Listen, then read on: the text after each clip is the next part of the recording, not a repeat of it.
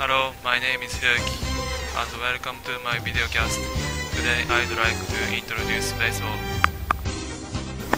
The origin of baseball is not relieved, but town ball, a British ball game, was brought to America by British immigrants. Then baseball was started. Through the 19th century, the rules were improved and became present shape. Babe Ruth is called the God of Baseball, and he is also an American national hero. He is the first player who hit more 50 home runs in a season.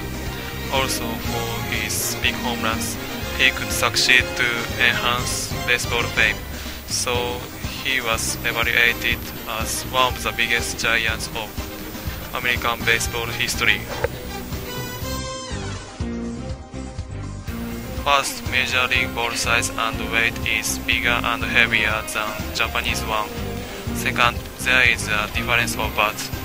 Japanese bat is a little softer than Major League. Also, measurements are harder, so it is difficult for Japanese pitchers to pitch. I choose this topic because I like baseball and have played baseball since I was an elementary school child. I think baseball is very fun, so I will be a coach and want many people to know about it. Thank you for watching my videocast. I hope you have learned something interesting about baseball.